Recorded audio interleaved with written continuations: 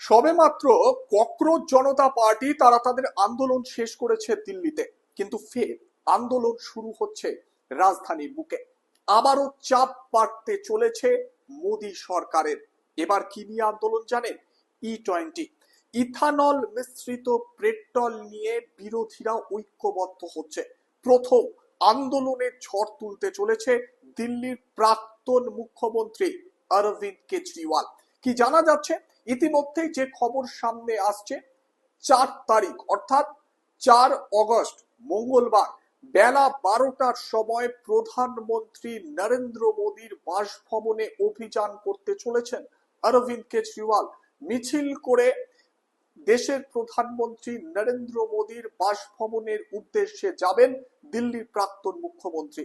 মঙ্গলবার 4 অগস্ট বেলা 12টার সময় এই মিছিল হওয়ার কথা রয়েছে।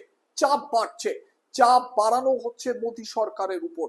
ককরোচ জনতা পার্টির লাগাতার আন্দোলনের ফলে শিক্ষামন্ত্রীকে পদত্যাগ করতে হয়েছে, কার্যত বাধ্য হয়েছেন পদত্যাগ করতে। আর এবার ইথানল নিয়ে বিরোধী পক্ষ ঐক্যবদ্ধ হচ্ছে, বিরোধীরা ঝাঁপাতে চলেছে। আর সবার আগে কার্যত আন্দোলনের ঝড় তুলতে চলেছেন দিল্লির প্রাক্তন মুখ্যমন্ত্রী অরবিন্দ কেজরিওয়াল। এরপর একাধিক সংগঠন তারাও প্রতিবাদ জানাচ্ছেন। এই ইথানল মিশ্রিত পেট্রোল ব্যবহার করার ফলে গাড়ি খারাপ হয়ে যাচ্ছে সাধারণ আমজনতার।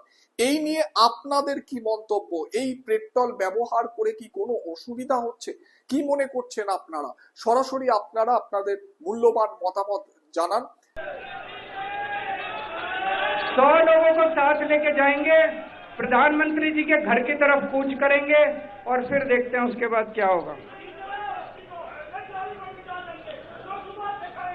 बाहर एक कैलकुलेटर लगा हुआ है, जाने से पहले आप हमारी वेबसाइट पे भी है, आप कैलकुलेट कर सकते हो कि E20 की वजह से सालाना तौर पे और 5 साल में आपके घर में कितना नुकसान होगा, कितने पैसे का नुकसान होगा E20 की वजह से।